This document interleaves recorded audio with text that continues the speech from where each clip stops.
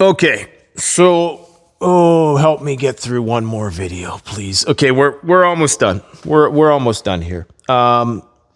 Trump's talking about aliens, and you know what that means. That's the final red herring. Declassification of UFOs is the ultimate red herring. They're only going to play it once, and they've been saving this because it's going to be a go nowhere, nothing burger diversion that is not going to mount to anything. Just like the Epstein fiasco, it's going to mount to one guy getting arrested, and when they finally arrest him, they're going to let him go the next day, which is exactly what we see. Nothing is going to come of this whatsoever. This is strictly to take your attention away from the fact that World War III is about to start. We don't have much time. So do what you got to do. Go to Costco, stock up on stuff, because this is it. This is the Trump card. I'm surprised that they leapfrogged over Fort Knox stuff, which means that they're expediting the plan, whatever the plan is, the one that they've been planning for several decades to do Iran, which, as we're going to talk about today, has huge implications for Russia. It has macroeconomic implications, obviously, for the Chinese, because they're very reliant and in the future will be even more reliant on Iranian crude. But for Russia, it is very important, which is why they're calling up reserves as well as Belarus. Okay, so this is Russia. This is Europe. So Russia is now surrounded. They got Greenland going on up here. We have, obviously, the Baltic states, the intermarium states. Then we have the Caspian Sea. Then we have Iran. This is the soft underbelly of Russia. This is the bulwark that prevents the Pax American and Pax Judaica potential onslaught, from advancing and completely encircling the overwhelming majority of the Russian population, which lives right here. If you're going to do a first strike, this is the final piece of the puzzle. Then you have the Caspian, which of course you already have access to because of that deal between Armenia and Azerbaijan. But Iran would totally seal the deal. And because Russia has limited over-the-horizon radars, which detect incoming potential nuclear missiles, one of which was damaged by Ukraine, and that is the whole purpose of Ukraine in terms of the broader geostrategic agenda, is to weaken Russia, is to train their AIs with Palantir to understand Russian defenses, to make a map of whatever is going on there, and eventually they're going to pull the trigger. Now, if Iran collapses, even if it doesn't collapse, what that means is that Russia is going to be in a much worse off situation. They're immediately going into a high state of readiness. This is why they're starting to call up more reserves, or they're planning this covert mobilization. A lot of indicators suggest this is what they're about to do. Belarus is being far more overt about it. Russia, very covert in their methods on how they're trying to expand their military and conscripts. Belarus being a lot more explicit in terms of their demands. They're pulling people from work. They're saying you have 1 to 2 hours to get ready right now because shit's about to go down. Now, I'm not saying this is going to play out in days, weeks, but a lot is riding on what happens with Iran. This is really the linchpin, especially when you look at it geographically. It's really what connects the Middle East to, Europe, Russia, and to, of course, East Asia.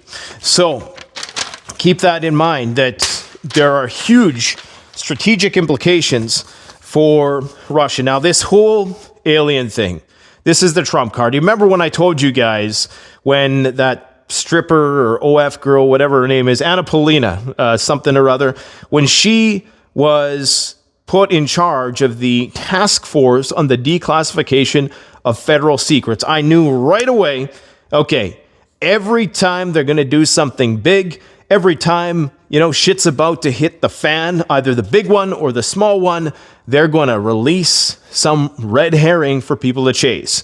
Sure enough, here we go. They're about to release the ultimate red herring. I mean, this is the biggest one of all. I mean, I don't know if it gets any bigger than this. Maybe some stuff about the supernatural. Maybe if they had, proof of ghosts or something. Look, aliens would want to have nothing to do with this. I've been talking with AI about philosophical ideas and metaphysics and mathematics lately. And then I go back to Twitter and I'm like, we're done. We're cooked. We're finished. Now imagine a species which was 1,000 years more advanced. It's going to be like us trying to communicate with an ant. It's not going to have anything to do with us. If there is aliens, we ain't capturing their technology. So if you want to be consumed by this diversion, do so at your own peril, because that's exactly what this is. Now, does this mean he's even going to release anything? I think it does, because they know that this is one of those harmless things. It's not like there's, people who are lined up to testify about how they were human trafficked. They can just release whatever the hell they want, and people are just going to gobble it up while they start World War III with Iran. I think it was Werner von Braun. There was some sort of conspiracy. The guy who apparently knew him very well, he said, and this goes back to the whole Project Bluebeam thing, and I don't want to get into this because, what's the point? This is just endless rabbit hole Art Bell stuff from, 30 years ago. But they thought that there were 5 stages of how they were going to deceive people. I think first it was like the Russians. Then when that fizzled out, it was going to be the terrorists. Then it was going to be, what was the next one? It was like third world crazies or something like that. The immigrants, right? And then when that failed, it was going to be an asteroid threat. And they wanted to do all this because they wanted to put nukes in space, apparently. And then when that one failed, it was going to be the threat of an alien invasion. All right? So, but I think we can surmise that this is not coincidental, that very likely on the day before they're going to start something with Iran, maybe, we just don't know when they're going to do what they're going to do, that they decide, or he says that he's going to release this stuff. Who knows if he's even going to. But again, it's harmless. I mean, they have nothing left to lose. It's just a card they've been withholding. So the system is collapsing if they're about to disclose what they know about UFOs. All right, so I'm not even really going to get into the minutia. There is so much news with respect. Yeah, there's more stratotankers. There's more satellite shots of all the planes lined up, just waiting to be struck by Iran. Iran is saying the same old shit. They're writing their appeals to the UN. They're making these empty threats. It's either you build the bomb or you get rid of the highly enriched uranium at this point. What's the point in holding on to 60% highly enriched uranium? It's not something that you need so bad that it's worth risking it all over, right? Which means that they're using it for leverage. It's a threat, basically saying that, look, we can sprint to the finish, we can build this nuclear bomb if you don't remove these sanctions. But they're never going to build the bomb, right? Because the whole point of, this whole thing about, there's a fatwa on this, don't believe any of that. Pakistan has nuclear weapons. The Saudis, they're Muslim. They just made a pact. So clearly it's subjective. The fatwa is like, what's prohibited in Islam. And they claim that it's prohibited to make nuclear weapons in Islam. But, during the time of Muhammad, I don't think there was nuclear weapons around. And as I said, Muslim countries do have nuclear weapons, just like Turkey, who host American nuclear weapons. So clearly there's some wiggle room there. And even the Ayatollah said, if it comes down to it being existential, nothing gets more existential than a plan that they've been working on for 20 years that they're about to activate. We have a C-32B Gatekeeper plane, which apparently is kind of the final piece of the puzzle. This is an intra-agency airplane. I believe there's only a few of these in the Air Force, possibly 2. This is used for clandestine operations, global emergency response, SOCOM type stuff. Now, there was exercises that the Israelis and the Americans were running probably for the last few years, and they were simulating raids on underground Iranian facilities.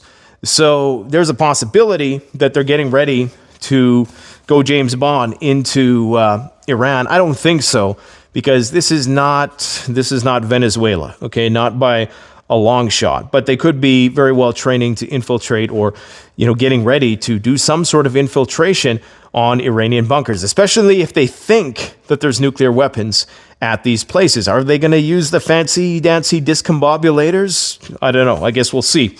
Lindsey Graham says that the decision has been made not because they're not sending all these ships there because it's a nice time of year. Of course, he's going to say this, but I think it's become abundantly clear that they're not putting all these assets into the region just to pull them back at the end. And even if Iran was to relinquish control of the HEU, they're not going to pull back. They're going to make up some excuse. Well, you didn't check this box. You didn't, get rid of all of your missiles that have a range of over 300 kilometers or something like that, right? U.S. Embassy has moved up return flight for U.S. students in an Israeli-American exchange, now returning today. A lot of people are thinking this is going to happen on the weekend because, of course, they only do these things on the weekend, so the market has a day or so to process. And because we live in such an impulsive day and age, a day is a long time. 24 hours for the markets to process something is a long time. But if you see a sudden drop and those algorithms start selling and, start buying oil, I suppose, they could have to flip the circuit breakers. And they don't want to have to do that.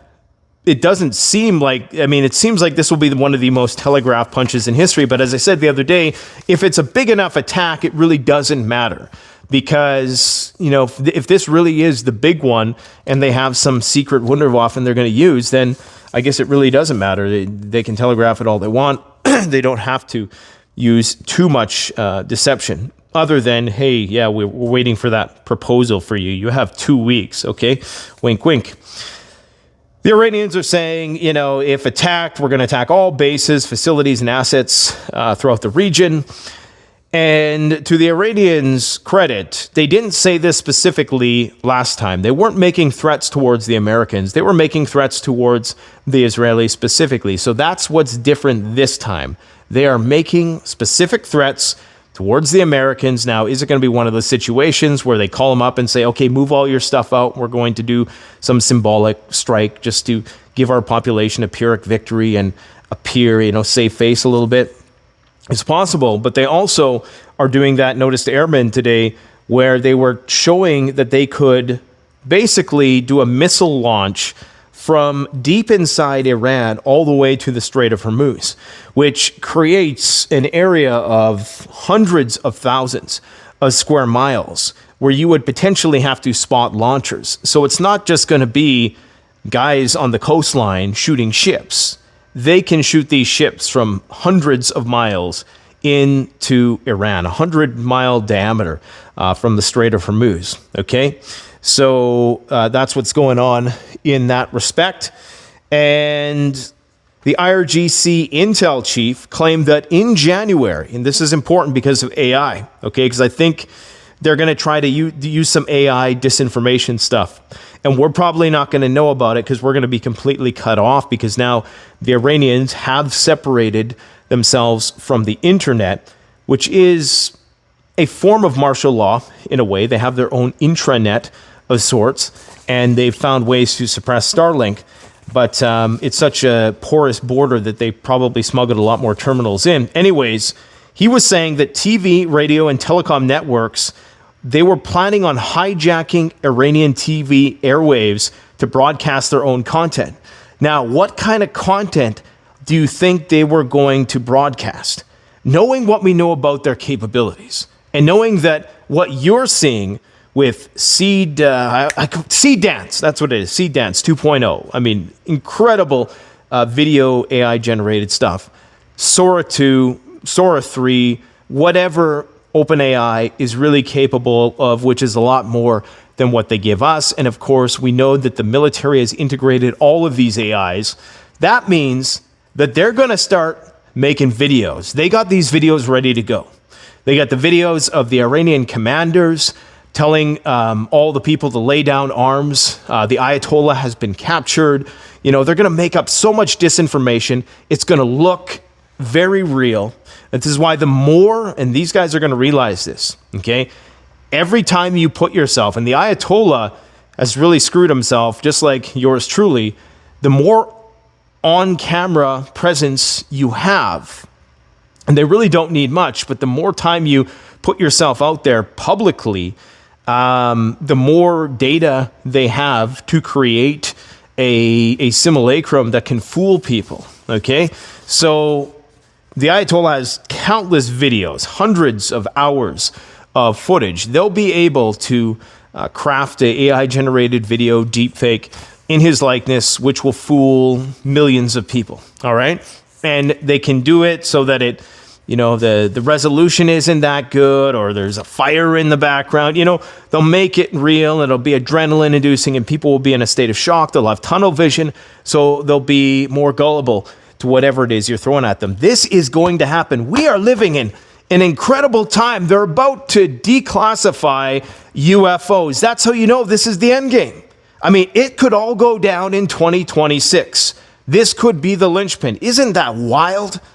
And Sam Altman's talking about, oh yeah, we're going to get to ASI, artificial superintelligence, in 2028.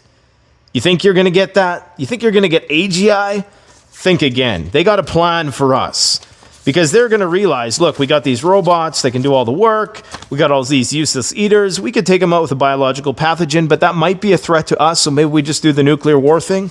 I don't know. In terms of what's going on in Russia, I always get this guy's name wrong. It's Kirill Dmitriev. I said yesterday, Dmitry Kirilov.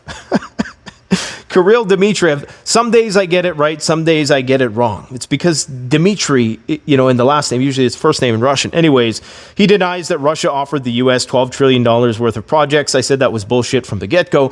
Why else would the Russians be mobilizing right now if everything was going so well? It's not going well. Russia is about to have its southern flank totally exposed, okay? Sea access to their southern flank, as well as a land bridge. That's bad news for Vladimir Putin, and that means that finger is going to be hovering ever so closely towards the nuclear button. Donald Tusk has said that in a few hours, the possibility of evacuating Polish citizens from Iran may be completely exhausted. So, Iran's a done deal. Germany has temporarily relocated some troops from Erbil and that's in Iraq, due to escalating tensions in the Middle East. Now, with respect to this Kremlin prepping for involuntary reserve call-ups, I'm going to do a dedicated video on the whole Canadian model of, the whole ancient Roman model of if you do 10 years worth of service, then you can become a Roman citizen, that sort of thing. Well, they're doing that in Canada now, but they're actually doing it in Russia as well, but they're taking a lot more. So here's just a brief synopsis of all the changes that Russia is doing in order to attract more conscripts. Because right now, apparently they're saying that their industry is short 800,000 people. 800,000 people. And as far as I know, maybe if you live in Russia, do they have a Rosie the Riveter campaign? Is there like a, we can do it with the woman in the wrench? Are they trying to get the women to work in the industrial fields? I don't know. I'm not there, but you would think that they would exhaust that first. Anyways, the State Duma criminalized evasion of duty. So this is just a list of the things they've done in the past few months. They're floating a bill right now that would further criminalize the invasion of duty, and it would prosecute criticism of involuntary reserve call-ups. So even if you were to publicly criticize that you don't like the draft for whatever reason, then you could potentially face charges or fines. And of course, this is going to make public pushback to this bill or this approach a lot more riskier from a legal point of view. And, people will be shamed as well. That'll be a component of it. They're also banning Telegram as well as other types of social media, which have already technically been banned. But I think now it has finally been codified into law. So the banning of Telegram is something they're very concerned about. Right now, I'll talk about Belarus in a moment, but that has a big role in what's going on here. In 2023, they moved over towards electronic summons and penalties, moving toward a digital call-up, papers, as opposed to having to go and give your papers. But this also puts you into a database of sorts, which would potentially restrict your travel, freeze your bank accounts, things like that, if you did not comply with your conscription order. They also moved to year-round conscription processing. So they used to do it that once a year they would call up, like, or every 6 months they would call up 120,000 conscripts for standard training. It didn't mean you were going to get deployed, but now they're just doing it year round, I think, to mask the true number of reserves that they're calling up. And they also just recently, towards the end of 2025, and this was a big one for me, this had World War III written all over it, but they were tasking reservists to guard critical infrastructure facilities. So moving these reservists to refineries, anything that was essential of the 12 critical infrastructural services, be it, monetarily related, power grid related, waterworks, things of that nature. So they're very slowly preparing for what's coming. Now, remember what Vucic said, the Serbian guy. Everybody laughs at him because they think he's a doomer, and he is. He's the blackest of black pill of European leaders. But he said that this year was going to be worse than last year, and that the year after this one is going to be worse than this year. If that ain't enough motivation for you to prep, then I don't know what is. Belarus, which of course is just another state of Russia, which recently was not only gifted nuclear weapons, but also Rezhnik missiles, has been, of course, assisting the Russians in helping the guidance systems of these drones, now that Starlink has been basically taken offline for the Russians for the most part. The Belarusians have these relay stations along the border in northern Ukraine, which enables the Russians to be more accurate with their drone strikes. Anyways, that's not the big thing here, okay? Because what the Russians and the Belarusians are really preparing for is the things to go south in Iran. Putin wants Trump to take the bait in Iran. They want to open up a front, okay? They want a war with Iran, but they want it to be a war of attrition. They don't want it to be some swift blitzkrieg type maneuver where Trump gets in and he gets out. No, they want boots on the ground. They want this to be a long, bottomless pit quagmire. Now, Belarus, what they're doing is incredibly dystopian. They're conducting a new stage of large-scale SNAP combat readiness inspections of their armed forces. I guess this isn't as dystopian as Russia, where you actually get conscripted and you go and die in a trench, but, they're getting there. The phase involves calling up reservist officers, warrant officers, sergeants, and enlisted personnel from the reserve for military drills and assembly. Okay, sounds pretty textbook. Many men are receiving urgent same-day military summons, often taken directly from workplaces with minimal or no prior notice, sometimes hours instead of the usual 7 days. Reports describe men being required to report immediately for 1.5 to 2 months of duty or training. With limited time to arrange personal or family matters, some accounts mention phones being confiscated and a lack of communication afterwards. Now, the Belarusians are saying, don't worry, this is just a drill. We're trying to simulate what it would be in real life if shit really was hitting the fan. But social media is showing widespread alarm and panic over the sudden nature of the call-ups. In light of everything else that's going wrong in the world, I would say that widespread alarm and panic is perfectly justified. There are planned verification drills to test mobilization readiness, command effectiveness, equipment condition, and overall mobilization capability. Urgency is intentional for a realism in checking the system. Okay, sure, bro, whatever you say. Denmark has seized a Iranian flag container vessel in its territorial waters. So they're still flagging and seizing, I should say, these Iranian flag container vessels. Now, who knows what is being moved in those vessels or what they think is being moved? Because at this time, they have to presume that maybe the Chinese or the North Koreans are sending nuclear weapons on cargo ships to these places. And so I'm not sure what the capabilities of nuke sniffer planes are or how seriously they're taking that threat. But if Iran doesn't detonate a nuke in 72 hours, I'd say their goose is cooked in terms of they will be subject to a very large-scale bombardment. And at this point in time, they should not be underestimating the West whatsoever. If you ask me, either relinquish control of the HEU, scale back your missile defense systems, or if the Chinese have given you all of this data, this high-resolution satellite image, and you're seeing all these growlers. And without the growlers, I don't think whatever they're about to do, the electronic warfare planes, I don't think whatever they're about to do is going to work. But they're all concentrated. You could take them out with one missile. Okay, and the F-35s, maybe they're decoys. Maybe it's bait because they want them to attack. Like, come on, just attack us. Give us a reason. Maybe it's just hubris. Who knows? Either way, it's there. They could do it. They could do a preemptive strike, and it could be a Pearl Harbor. They could buy a couple more years, probably, maybe a year. But they don't want to do that. They don't want to detonate a nuke. They just want to wait to get hit. Okay, to your own peril.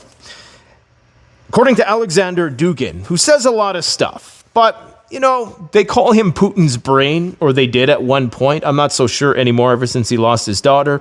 He's kind of, not the most reliable guy. But he is claiming that the UK and the US are working on the transfer of nuclear weapons to Ukraine. All right? Now, I see a lot of sensational videos out there talking about tactical nuclear weapons being used in Iran. While that's a possibility, it is a distinct possibility, I think it only happens if Iran hits Israel very, very hard. I think that's the only way it's going to happen. Now, they could make a case. I'm not going to put it past them. All right, there's apparently a Reddit user who is claiming that they're a hacker. They work with Anonymous, or they're a white hat hacker, whatever you want to call them, and they're claiming that they have intel that there is somebody who is on the Mossad who is sitting on the highest military council in Iran. They know everything about what's going to go on there. It is going to be, just full attack. They're going to sabotage. They're going to kill all the leadership, and they're going to drop tactical nukes. I would take that with a grain of salt. Could nukes be used in this war? Absolutely, they could, especially if the Iranians take out an aircraft carrier.